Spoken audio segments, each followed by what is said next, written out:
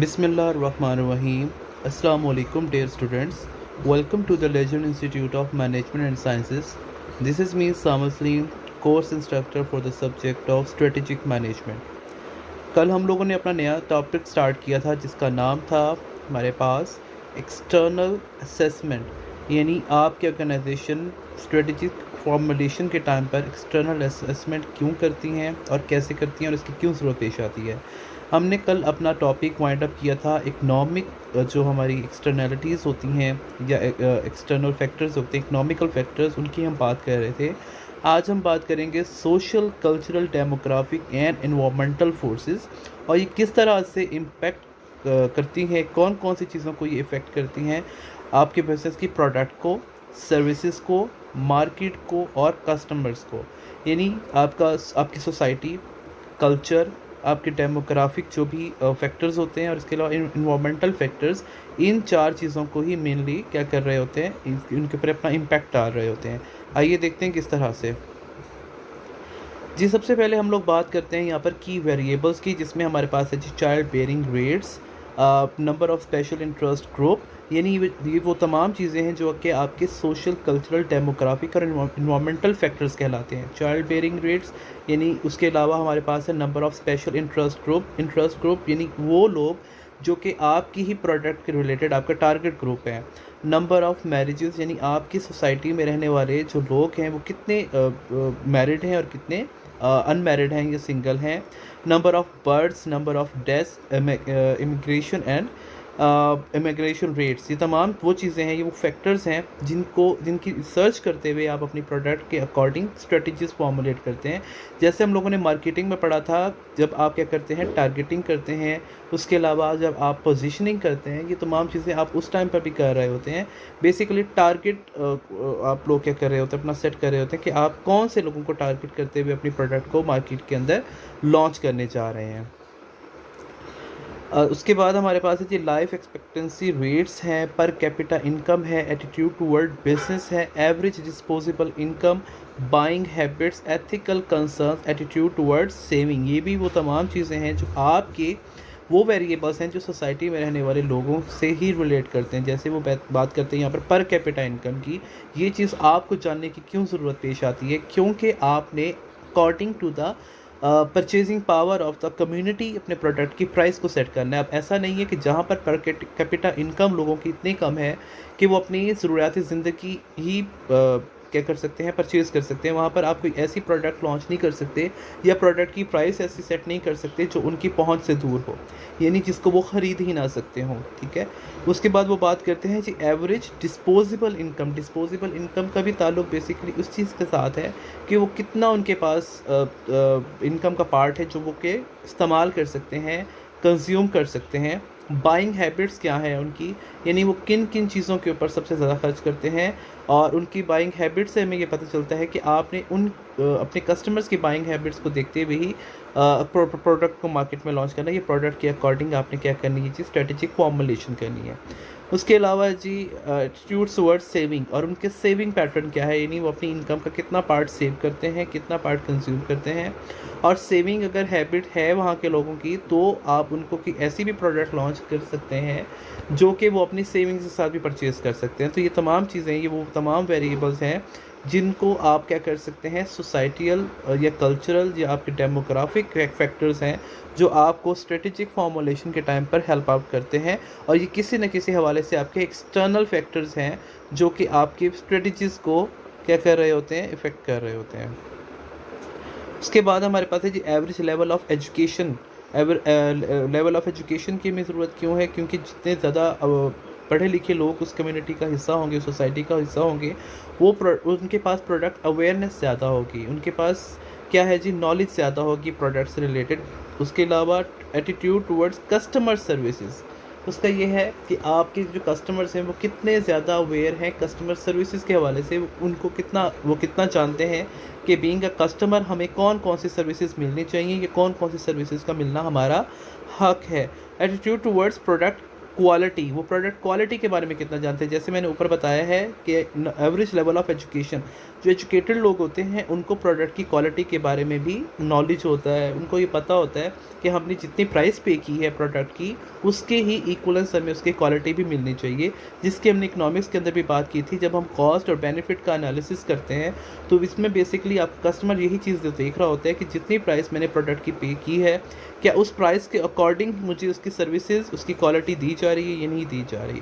उसके बाद है जी सोशल रिस्पॉन्सिबिलिटी। अच्छा, सोशल रिस्पॉन्सिबिलिटी किसकी है जी? आपके बिज़नेस की सोशल रिस्पॉन्सिबिलिटी है कि आपने अपने बिज़नेस को, जिस सोसाइटी में आप चला रहे हैं, उस सोसाइटी को आपका बिज़नेस क्या बेनिफिट दे रहा है, ठीक है। क्योंकि बिज़नेस की जब हम डेफिनेशन पढ़ते हैं तो उसमें हम सिंपल ये पढ़ते हैं कि जी इज़ एन इकोनॉमिक एक्टिविटी जिसका जो पर्पज़ होता है वो अर्न प्रॉफिट होता है। वो तो आप अपने लिए प्रॉफिट अर्न कर रहे हैं, आपके बिज़नेस का आपके सोसाइटी को क्या बेनिफिट मिल रहा है वो होती है आपकी सोशल रिस्पॉन्सिबिलिटी, जिसको हम लोग CSR का नाम भी देते हैं, कॉर्पोरेट सोशल रिस्पॉन्सिबिलिटी। यानी आपके सोसाइटी के लिए आपका बिज़नेस क्या कर रहा है। आप अक्सर देखते हैं कि जो बड़ी बड़ी मल्टीनेशनल कंपनीज़ होती हैं वो क्या करती हैं जी, कहीं पर कोई वाटर प्लांट इंस्टॉल करवा देती हैं या कोई शेल्टर लगवा देते हैं, ठीक है। ये कोई ऐसी जो है सोसाइटी के बेनिफिट के लिए काम कर देते हैं। वो प्लांटिंग भी सम टाइम कर रही होती हैं ऑर्गेनाइजेशंस। वो क्या है चीज़? सोशल रिस्पॉन्सिबिलिटी है। यानी आपकी ये जिम्मेदारी है कि आपने माशरे को भी खुशहाल बनाना है, इर्द गिर्द का जो आपका माहौल है उसको भी आपने प्रोटेक्ट करना है। किसी भी ऐसी जो सोसाइटी के बेनिफिट के लिए आपकी ऑर्गेनाइजेशन क्या काम करती है। इसके बाद है जी value placed on leisure time, recycling, waste management, air and water pollution, ozone depletion. तो ये वो तमाम चीज़ें हैं जिसका भी मैंने सोशल रिस्पॉन्सिबिलिटी के पॉइंट ऑफ व्यू से जिसकी बात की है। तो ये वो चीज़ें हैं जो आपकी ऑर्गेनाइजेशन आपके इन्वायरमेंट को प्रोटेक्ट करने के हवाले से या आपके इन्वायरमेंट को क्लीन करने के हवाले से क्या करती है। अगर आप बात करते हैं किसी भी केमिकल इंडस्ट्री की, तो केमिकल इंडस्ट्री क्या है जी, आपकी इन्वायरमेंट को या आपके जो एयर है उसको क्या कर रही है, पॉल्यूट करती है। तो उसकी सफाई के लिए या उसको कंपनसेट करने के लिए वो क्या इक़दाम उठाती है, वो भी बहुत ज़्यादा ज़रूरी होता है। कि अगर आप माशरे में या आप अपनी इन्वायरमेंट को सिर्फ़ और सिर्फ ख़राब कर रहे हैं अपने बिज़नेस से या अपनी इंडस्ट्री से, तो उस इंडस्ट्री का, उस सोसाइटी को, उस स्टेट को कोई फ़ायदा नहीं है। हाँ, आप उस चीज़ को कंपनसेट करने के लिए क्या करते हैं, जिसको हम वेस्ट मैनेजमेंट का नाम देते हैं, कि आप वेस्ट को किस तरह से कारआमद बनाते हैं अपने जो इंडस्ट्री का वेस्ट है, जिससे आपका इन्वायरमेंट भी महफूज रहे और वो वेस्ट भी काम आ जाए। जैसे हम रिसाइकलिंग की बात करते हैं, आप प्लास्टिक इंडस्ट्री की बात करें तो वहाँ का जो वेस्ट है उसको आप रिसाइकिल करके भी कुछ ऐसा कर सकते हैं कि वो जो वेस्ट है वो आपकी इन्वायरमेंट को ख़राब करने के बजाय बल्कि उसको आप किसी ऐसे काम में रिसाइकिल करें कि जो कोई प्रोडक्टिव काम हो। इसके अलावा जी एयर एंड वाटर पोल्यूशन, वही बात है कि अगर आप केमिकल इंडस्ट्री आप रन कर रहे हैं तो आप अपनी एयर को किस तरह से साफ़ करेंगे, और अगर वाटर जिसके अंदर आप अपने जो वेस्ट है उसको क्या करते हैं जी, उसमें ज़ाइल करते हैं, तो उसको किस तरह से आप क्या करेंगे, क्लीन करेंगे। तो ये वो तमाम चीज़ें हैं जो आपको क्या करनी होती हैं, being a business person, being a organisation. आपको इन तमाम चीज़ों को देखते हुए, और ये हम लोग किस में पढ़ रहे हैं, एक्सटर्नल असेसमेंट में पढ़ रहे हैं कि एक्सटर्नल ऑडिट के टाइम पर ये तमाम चीज़ें आपको देखते हुए ही स्ट्रेटजीज़ को क्या करना होता है, आपने डिज़ाइन करना होता है। फिर हम बात करते हैं पॉलिटिकल एंड गवर्नमेंट फोर्सेस। ये भी आपकी एक्सटर्नल फोर्सेस हैं, एक्सटर्नल फैक्टर्स हैं जो आपके बिजनेस को क्या करते हैं, इन्फ्लुएंस करते हैं। किस तरह से? इम्पैक्ट ऑफ पॉलिटिकल वेरिएबल्स कौन कौन हो सकते हैं जी? Formulation of strategies, implementation of strategies, आपकी गवर्नमेंट की जो बनाई गई पॉलिसीज़ होती हैं या जो भी रूल्स एंड रेगुलेशंस होते हैं किसी भी बिजनेस के हवाले से, वो आपको फॉलो करने होते हैं। क्योंकि किसी भी स्टेट में, किसी भी कंट्री में आप गवर्नमेंट की परमिशन के बगैर तो कोई भी बिज़नेस नहीं चला सकते। तो गवर्नमेंट क्या करती है, बिज़नेस के लिए कुछ क्या कर देती हैं जी, रिस्ट्रिक्शंस भी लगा देती हैं सम टाइम, या कुछ पॉलिसीज़ या कुछ रूल्स को भी डिज़ाइन कर देते हैं जिनको फॉलो करना किसी भी बिज़नेस के लिए ज़रूरी होता है। क्योंकि अगर आप गवर्नमेंट के ख़िलाफ़ जाते हैं तो आप उस स्टेट के अंदर या उस जगह के ऊपर नहीं कर सकते, अपना बिज़नेस सर्वाइव नहीं कर सकते। कि कौन कौन सी हो सकती हैं वो पॉलिसीज़, फोरकास्ट पॉलिटिकल क्लाइमेट्स। इसके अलावा है जी डाइवर्स वर्ल्ड कल्चर्स। अब क्या है जी, आपने क्या करना होता है जी, फोरकास्ट पॉलिटिकल क्लाइमेट्स, आपको अपने मुल्क की जो सियासी हालात होते हैं उनको आपने फोरकास्ट करना होता है कि आने वाले सालों में कौन सी गवर्नमेंट आने वाली है और वो गवर्नमेंट कौन से बिज़नेस को फैसिलिटेट करती है या कौन से बिज़नेस के ऊपर वो रिस्ट्रिक्शंस लगाते हैं। जैसे अगर हम बात करें अपने मुल्क की सियासी सूरत हाल की, तो हमारे पास जो भुट्टो की हुकूमत थी या जो पीपीपी की हुकूमत जब भी होती है वो काश्तकार हजरात को ज़्यादा फैसिलिटेट करते हैं बनिस्बत इंडस्ट्रियलिस्ट को। इसी तरह से जो आपकी नून लीग की गवर्नमेंट होती है वो आपके इंडस्ट्रियलिस्ट को ज़्यादा सपोर्ट करते हैं, ज़्यादा उनको फैसिलिटेट करते हैं। इस हवाले से अगर आप लोग देखें तो जो आपकी मौजूदा गवर्नमेंट है ये भी किसी हद तक कह सकते हैं कि जी जो बिजनेसेस हैं उनको क्या करती है, जो सपोर्ट करती है बनिस्बत काश्तकार हजरात को। ठीक है, तो ये है आपके बिजनेसेस ने ये फोरकास्ट करना होता है पॉलिटिकल क्लाइमेट्स क्या होते हैं आपकी कंट्री की जिसमें आप बिजनेस कर रहे होते हैं। डाइवर्स वर्ल्ड कल्चर्स, आप किस तरह से डिफरेंट कल्चर्स को डाइवर्सिफाई कर सकते हैं थ्रू योर बिजनेस, यानी आप अपना बिजनेस जो चला रहे हैं उसमें आप कौन कौन से कल्चर्स को फैसिलिटेट कर रहे हैं। हमेशा हर बिज़नेस को डाइवर्स होना चाहिए, यानी उसको तमाम कल्चर्स को फैसिलिटेट करना चाहिए। किसी एक स्पेसिफिक कल्चर को अगर आप फैसिलिटेट करते हैं तो वो कोई वो वही कल्चर ही आपकी प्रोडक्ट या सर्विस को यूज़ करेगा ना। तो जबकि आपको क्या करना चाहिए, एक मुल्क में रहने वाले जितने भी लोग हैं और वो डिफरेंट कल्चर से ताल्लुक़ रखते हैं उन तमाम लोगों को आपकी प्रोडक्ट या सर्विस क्या होनी चाहिए, फैसिलिटेट करनी चाहिए।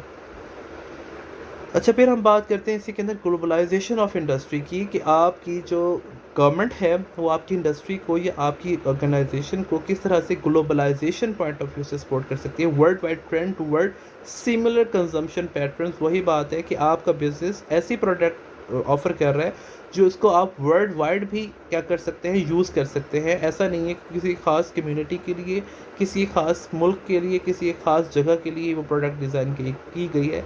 जबकि आपकी जो प्रोडक्ट है उसका जो एक थीम होना चाहिए या उसकी एक नेचर होनी चाहिए वो एक ऐसी होनी चाहिए कि उसको आप वर्ल्ड वाइड भी इस्तेमाल कर सकते हो। ग्लोबल बायर्स एंड सेलर्स, वही बात है कि जब हम बात करते हैं ग्लोबलाइजेशन की तो आप प्रोडक्ट चाहे पाकिस्तान के किसी लोकल एरिया में बैठ के बना रहे हैं तो उसके जो बायर्स हों वो इंटरनेशनल लेवल के भी हो सकते हैं, यानी इंटरनेशनल लेवल के बायर्स भी उसको ख़रीद सकते हो। इसी तरह से आप बीइंग अ सेलर उसको इंटरनेशनल मार्केट में बेच भी सकते हो। ई कॉमर्स, जाहिर सी बात है जब हम ग्लोबलाइजेशन की बात करते हैं तो उसके अंदर ई कॉमर्स का बहुत ज़्यादा पार्ट होता है, क्योंकि विदाउट ई कॉमर्स तो आप ग्लोबलाइजेशन की तरफ जा ही नहीं सकते। क्योंकि आप मुल्तान में बैठे हुए कोई भी बिज़नेस कर रहे हैं, आपके लिए तो पॉसिबल नहीं उस चीज़ को खुद लेकर जाकर किसी इंटरनेशनल मार्केट के अंदर सेल करना। तो अगर आप ई कॉमर्स को अडॉप्ट करते हैं या ई कॉमर्स को यूज़ करते हुए उस प्रोडक्ट को लॉन्च करते हैं या प्रोडक्ट को आप क्या करवाते हैं, इंट्रोड्यूस करवाते हैं इंटरनेशनल मार्केट में, तो वो आप क्या कर सकते हैं, किसकी मदद से, ई कॉमर्स की मदद से कर रहे हैं। तो जहाँ पर हम बात करते हैं ग्लोबलाइजेशन की तो वहाँ पर इंटरनेट का या इलेक्ट्रॉनिक कॉमर्स की जो पार्टिसिपेशन होती है वो बहुत ज़्यादा ज़रूरी होती है जी। उसके बाद हम बात करते हैं कि political, government and legal variables कौन कौन से हैं जी। Government regulations and deregulations, वही जिस मैंने बात की है कि गवर्नमेंट क्या करते हैं बिजनेसेस के लिए समटाइम कोई भी पॉलिसीज़ या प्रोसीजर रूल्स जो डिज़ाइन करते हैं। टैक्स लॉ चेंजेस, आपके ऊपर जो टैक्स लगाए जाते हैं वो किस तरह से चेंज किए जाते हैं। समटाइम गवर्नमेंट को जब क्या होती है जी ज़्यादा फाइनेंस की ज़रूरत होती है तो वो टैक्सेस में क्या कर देती है, इजाफा कर देती है टैक्स रेट में। और जब क्या होता है जी किसी भी बिज़नेस को वो क्या करना चाह रहे होते हैं, सपोर्ट करना चाह रहे होते हैं, फैसिलिटेट करना चाह रहे होते हैं, तो उसके अंदर वो टैक्स पे रियायत भी दे देते हैं, छूट भी दे देते हैं। स्पेशल टैरिफ्स, यानी जिसकी भी मैंने बात की है कि जी अब कोई भी बिज़नेस है उसको वो इनकरेज करना चाहते हैं, उसको मोटिवेट करना चाहती है आपकी गवर्नमेंट, तो उसको स्पेशल टैरिफ्स या वो भी दिए जाते हैं जिसको हम कहते हैं कोटा। ठीक है, political action committee, political action committee वही बात है कि जी आपकी सियासी एक कमेटी बना दी जाती है जो आपके बिजनेसेस को क्या कर रहे होते हैं, ईवैल्यूएट कर रहे होते हैं। Then number of patents, change in patent laws, ये तमाम चीज़ें आपकी वो गवर्नमेंट रेगुलेशंस हैं जो किसी भी बिज़नेस के हवाले से डिज़ाइन की जाती हैं। नेक्स्ट हम बात करते हैं टेक्नोलॉजिकल फोर्सेस, ये भी आपकी एक्सटर्नल फोर्सेस हैं, एक्सटर्नल फैक्टर्स हैं। आपकी टेक्नोलॉजी किस तरह से आपके बिज़नेस को इफेक्ट करती है। Internet changes the nature of opportunities and threats, हम लोग बात कर रहे हैं एक्सटर्नल फोर्सेस की, तो एक्सटर्नल फोर्सेस में इन तमाम सोर्सेज को हम लोग किस पॉइंट ऑफ व्यू से डिस्कस कर रहे हैं?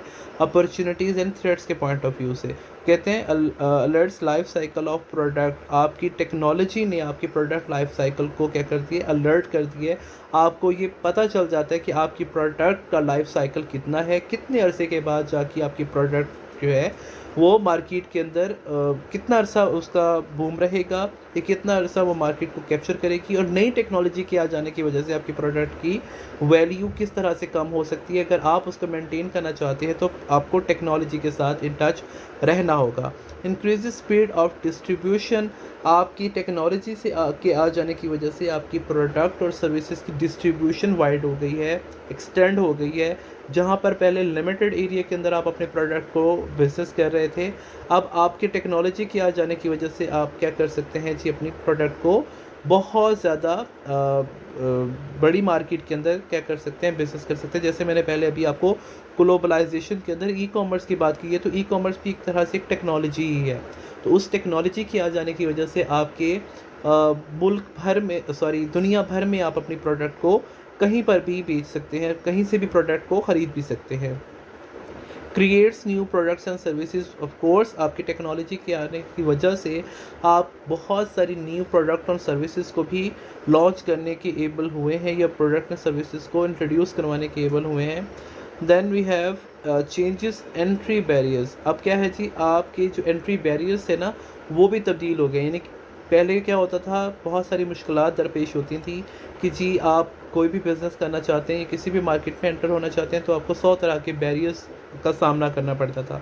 अब टेक्नोलॉजी के आ जाने की वजह से आपका क्या है जी? उन बैरियर्स से भी आपकी जान छूट गई है। इस तरह से, इसकी सिंपल सी एग्जांपल मैं इस तरह से देता हूँ कि आपको पहले अपनी कोई भी शॉप बनानी पड़ती थी, किसी भी मार्केट में शॉप परचेज़ करनी है या रेंट पे लेनी है, तो वो एक तरह से बैरियर है कि आपके पास पैसा होगा तो ही आप उसकी शॉप ख़रीद सकते हैं ना। लेकिन अब क्या है? टेक्नोलॉजी है, आप अपना ई स्टोर बना सकते हैं, यानी आप अपना ऑनलाइन बिजनेस भी स्टार्ट कर सकते हैं।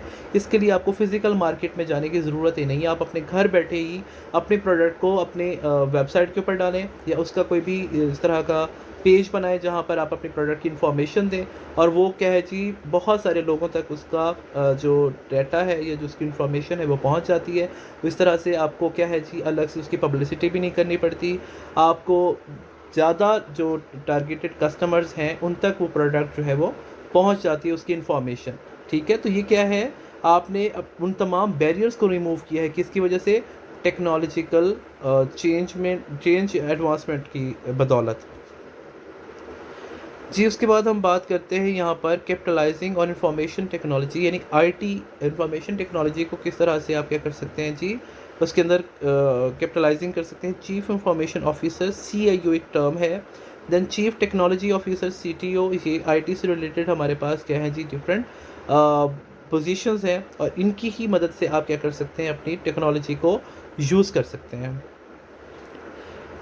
Technology based issues, nearly every strategic decision. अब क्या है जी? आपकी जो टेक्नोलॉजी बेस्ड इश्यूज़ हैं वो हर बिज़नेस को फेस करने पड़ते हैं, क्योंकि टेक्नोलॉजी का मतलब क्या होता है? चेंज है। यानी कि कोई न्यू टेक्नोलॉजी आई है, अब उसको फौरी तौर पे तो आप नहीं अडॉप्ट कर सकते, क्योंकि उसकी पहले ट्रेनिंग की ज़रूरत होती है। उसी टेक्नोलॉजी से रिलेटेड आपको अपने पास लोगों की ज़रूरत होती है जिनको उसकी नो हाउ हो। जैसे अभी मैंने बात की है कि आप किसी भी प्रोडक्ट का बिज़नेस करना चाहते हैं, आपको फ़िज़िकल शॉप बनाने की ज़रूरत नहीं है। आप टेक्नोलॉजी को ही फॉलो करते हुए अपना जो है ऑनलाइन बिज़नेस कर सकते हैं। अब ऑनलाइन बिज़नेस करने के लिए भी आपको सबसे पहले तो कंप्यूटर चलाना आना चाहिए। कंप्यूटर के साथ साथ आपको उसकी डिफरेंट टर्मिनोलॉजीज़ का पता होना चाहिए कि जी आपने वेबसाइट किस तरह से बनानी है, या आपने उस प्रोडक्ट का पेज किस तरह से डिज़ाइन करना है, उसके ऊपर कौन कौन सी इन्फॉर्मेशन देनी है। तो ये क्या है? इन तमाम चीज़ों को भी पहले सीखने की ज़रूरत होती है, यानी टेक्नोलॉजी अडॉप्टेशन के लिए भी सबसे पहले उसकी ट्रेनिंग लेनी पड़ती है हमें।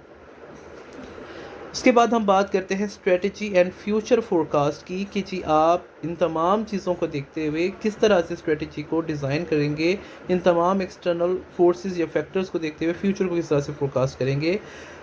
Is based on the assumption that the future will be just like the past. ठीक है, तो एक तरह से अजम्पशन होती है कि फ्यूचर को आप इस तरह से देख रहे होते हैं कि इसको भी हम लोग इंशाल्लाह वैसा ही पाएंगे कि जैसे हम लोग शुरू से काम करते आ रहे हैं, और इसको हम लोग आगे सक्सेस की तरफ लेकर जाएंगे। उसके बाद हम बात करते हैं कंपेटिटिव फोर्सेस की, जो कि हमारे पास क्या है जी, मोस्ट इम्पॉर्टेंट फैक्टर्स हैं कि हम किस तरह से कंपेटिटिव फोर्सेस के साथ डील करते हैं। Collection and evaluation of information on competitors is essential for successful strategic formulation. किसी भी बिजनेस की स्ट्रेटेजिक फॉर्मुलेशन के टाइम के ऊपर उनकी कंपेटिटिव जो आपकी स्ट्रेटजीज होती हैं, कंपेटिटर की स्ट्रेटजीज होती हैं, उनको इवेल्यूएट करना और उनकी कलेक्शन को गैदर करना बहुत ज़्यादा ज़रूरी होता है, उसकी इंफॉर्मेशन को गैदर करना, क्योंकि आप मार्केट में अपने कंपेटिटर्स को कम्पीट करने के लिए स्ट्रेटेजिक फॉर्मुलेशन कर रहे हैं। तो जब तक आपके पास आपके कंपेटिटर्स की स्ट्रेटजीज की डिटेल नहीं होगी, आप अपने स्ट्रेटजीज को डिज़ाइन नहीं कर सकते। Competition in virtually all industries can be desirable as instance. अब क्या है, तमाम इंडस्ट्रीज़ के अंदर क्या होता है जी, कंपटीशन एक डिज़ायरेबल फैक्टर लिया जाता है, क्योंकि विदाउट कंपटीशन वो कहते हैं ना कि वो बिज़नेस करने का मज़ा भी नहीं आता। तो जब आप कंपेटिटर्स को compete करके कोई भी बिज़नेस को अपना आगे लेकर जा रहे होते हैं, तो वो एक अलग ही एक उसका चार्म होता है। तो हमारे पास यहाँ पर जो कंपेटिटिव फोर्सेस हैं वो कौन कौन सी हैं जी? आइडेंटिफाई राइवल फर्म्स, स्ट्रेंथ्स हैं, वीकनेसेस हैं, कैपेबिलिटीज़ हैं, अपॉर्चुनिटीज़, थ्रेट्स, ऑब्जेक्टिव स्ट्रेटजीज। वो ये तमाम चीज़ें हैं जो आपको अपने कंपेटिटर के बारे में जाननी है कि उनके स्ट्रेंथ्स क्या हैं, उनकी वीकनेसेस क्या हैं, कैपेबिलिटीज़ कौन सी उनके पास मौजूद हैं, उनकी कौन कौन सी अपॉर्चुनिटीज़ को वो अवेल करने के लिए जा रहे हैं, और उनके लिए मार्केट में थ्रेट्स किस किस चीज़ के अंदर है, उनके ऑब्जेक्टिव्स क्या हैं और उनकी स्ट्रेटजीज़ क्या हैं। ये वो तमाम चीज़ें हैं, ये वो तमाम इन्फॉर्मेशन है जो आपको अपने कंपेटिटर के बारे में जाननी है। अब यहाँ पर वो की क्वेश्चंस बता रहे हैं अबाउट कंपेटिटर्स, वही बात है, their strengths, their weaknesses, their objectives and strategies, their responses to all external variables, social, political, demographic. तो ये वो तमाम चीज़ें जिनको हम लोग पीछे भी डिस्कस कर चुके हैं कि आपके कंपेटिटर उन तमाम एक्सटर्नल फोर्सेस को किस तरह से डील करते हैं जिनको आपने भी डील करना है। ठीक है, तो ये थी जी हमारी एक्सटर्नल फोर्सेस, जिसके अंदर हम लोगों ने इकोनॉमिकल फोर्सेस की बात की है, सोशल, कल्चरल, डेमोग्राफिक फैक्टर्स की बात की है, उसके बाद हम लोगों ने गवर्नमेंट पॉलिसीज़ की बात की है, और उसके बाद हम लोगों ने कंपेटिटर्स फोर्सेस की बात की है। तो ये था हमारे पास टॉपिक एक्सटर्नल असेसमेंट का। इंशाल्लाह नेक्स्ट लेक्चर के अंदर हम लोग नया टॉपिक स्टार्ट करेंगे। आई होप कि आपको आज का लेक्चर समझ आया होगा। अपना ख्याल रखिएगा। अल्लाह हाफिज़।